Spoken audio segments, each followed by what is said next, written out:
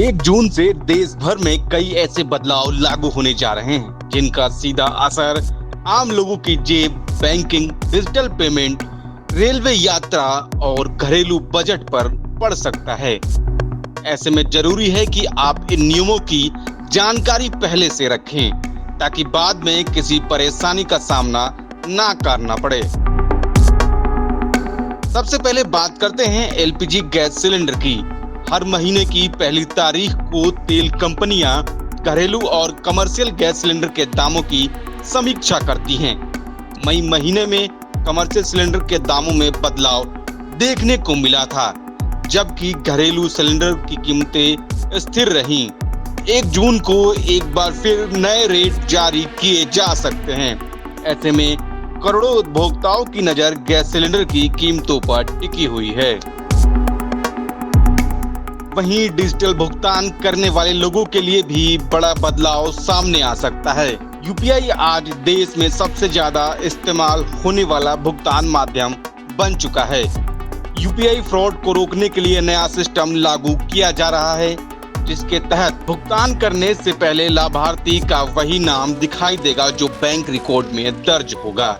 इससे फर्जी नाम दिखाकर लोगों से ठगी करने वाले साइबर अपराधियों पर काफी हद तक लगाम लग सकेगी और भुगतान करने वाले व्यक्ति को अधिक सुरक्षा मिलेगी। रेलवे यात्रियों के लिए भी जून का महीना कुछ बदलाव लेकर आ रहा है। रेलवे द्वारा ट्रैक अपग्रेडेशन और नॉन इंटरलॉकिंग कार्यों के चलते कई ट्रेनों के संचालन में बदलाव किया जा रहा है।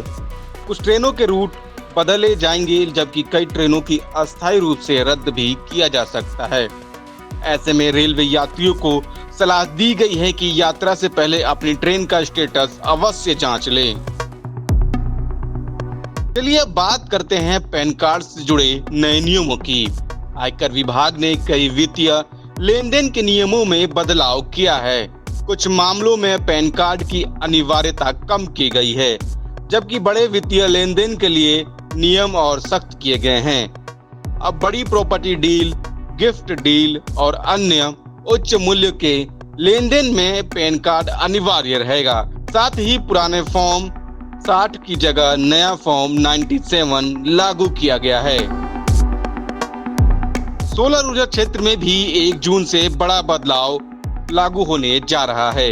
सरकार द्वारा ALMM यानी approved list of models and manufacturers से जुड़े नियमों को सख्ती से लागू किया जाएगा। इसके तहत सरकारी योजनाओं और सब्सिडी वाले प्रोजेक्ट्स में केवल स्वीकृति सूची में शामिल सोलर मॉड्यूल और सेल का ही उपयोग किया जा सकेगा। विशेषज्ञों का मानना है कि इससे सोलर उपकरणों की कीमतों में कुछ बढ़ोतरी हो सकती है, लेकिन घरेलू निर्माण और गुणवत्ता को बढ़ावा मिलेगा। बैंकिंग सेक्टर में भी कई बड़े बदलाव देखने को मिल सकते हैं। कुछ बैंक एटीएम ट्रांजैक्शन फीस, मुफ्त लेन देन की सीमा और नकदी निकासी नियमों में संशोधन कर सकते हैं। इसके अलावा फिक्स्ड डिपॉजिट यानी एफडी की ब्याज दरों में भी बदलाव संभव है। रिजर्व बैंक की मौद्रिक नीति और बाजार की परिस्थितियों को देखते हुए कई बैंक अपनी ब्याज दरों की समीक्षा कर सकते हैं। इसके अलावा पेट्रोल डीजल की कीमतों में आधार से जुड़े नियमों और अन्य वित्तीय सेवाओं में भी समय समय पर बदलाव की संभावना बनी रहती है।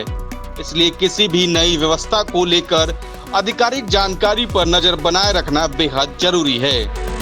कुल मिलाकर 1 जून से लागू होने वाले ये बदलाव आपकी रोजमर्रा की जिंदगी, खर्च और वित्तीय योजनाओं को प्रभावित कर सकते हैं।